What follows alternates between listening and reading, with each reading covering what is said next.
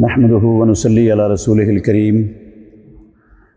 عاشورے کے روزے کے حوالے سے سوالات آ رہے ہیں بہت زیادہ۔ بھائیوں کا تقاضا ہے کہ اس کے بارے میں کوئی فیصلہ کن بات وہ سامنے آنی چاہیے، کیونکہ علماء کا اس میں اختلاف ہے۔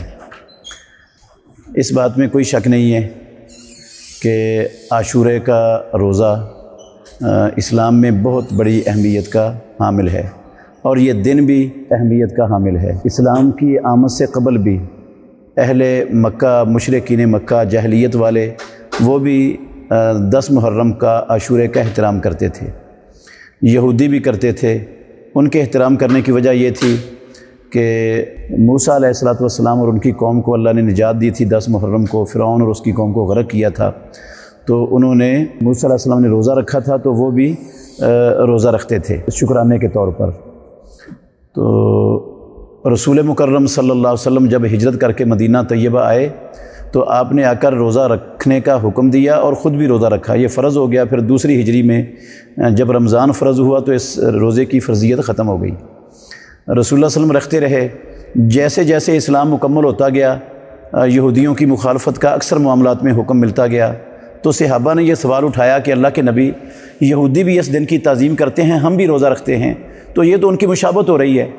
تو رسول مکرم صلی اللہ علیہ وسلم نے یہ بات مد نظر رکھ کر یہ اعلان فرما دیا۔ صحیح مسلم شریف کی یہ حدیث ہے، لَإِن بَقِيتُ إِلَىٰ قَابِلٍ لَأَصُومَنَّ التَّاسِعَ، اگر میں آئندہ سال تک زندہ رہا تو میں ضرور بضرور 9ویں محرم کا روزہ رکھوں گا۔ اب رسول مکرم صلی اللہ علیہ وآلہ وسلم کا یہ فرمان صریح نص ہے کہ پیارے پیغمبر نے 9ویں محرم کے روزے رکھنے کا اعلان فرما دیا ہے۔ ایک ہے اللہ کے نبی کے صریح واضح الفاظ، اور ایک ہے ہمارا خود بعض علماء کا اپنا مطلب جو ہم نکال لیتے ہیں رسول اللہ صلی اللہ علیہ وسلم کے الفاظ کے بعد۔ تو اب دونوں چیزوں کو ہم مد نظر رکھیں تو یقینی بات ہے کہ ہر مسلمان اس کے لیے رسول اللہ صلی اللہ علیہ وسلم کے فرمان کو ہی اہمیت حاصل ہے، وہی رسول اللہ صلی اللہ علیہ وسلم ہی اس قابل ہیں کہ ان کی بات کو ترجیح دی جائے۔ تو رسول مکرم صلی اللہ علیہ وسلم یقیناً ہم سب سے زیادہ عربی سمجھنے والے تھے، عربی جاننے والے تھے، عربی بولنے والے تھے۔ اللہ کے نبی یہ لفظ بھی بول سکتے تھے کہ میں 9 محرم کا روزہ بھی رکھوں گا۔ یہ بھی کے لفظ کا ترجمہ بھی آپ کو عربی میں آتا تھا۔ یا یہ بھی کہہ سکتے تھے کہ میں 10 محرم کے ساتھ 9ویں کا روزہ بھی رکھوں گا۔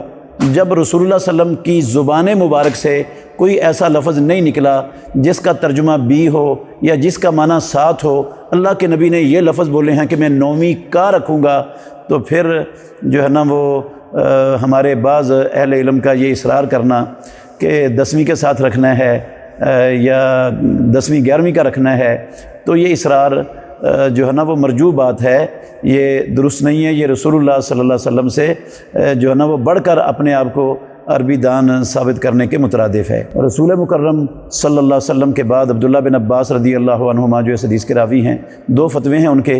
ایک فتویٰ تو یہ اہل علم لوگوں کے سامنے پیش کرتے ہیں، دوسرا نہیں کرتے، جو صحیح مسلم میں امام مسلم رحمۃ اللہ علیہ نے درج کیا ہے۔ ان سے پوچھا کسی پوچھنے والے نے، سائل نے، کہ 9 محرم کا روزہ اب کب کیسے رکھنا ہے، کب رکھنا ہے؟ چونکہ رسول اللہ صلی اللہ علیہ وسلم کو تو موقع نہیں ملا، اگلے سال آپ زندہ نہیں رہے۔ تو عبداللہ بن عباس رضی اللہ عنہما نے کہا کہ آپ مسئلے پوچھ لیتے ہو، عمل کرنا نہیں ہوتا آپ نے؟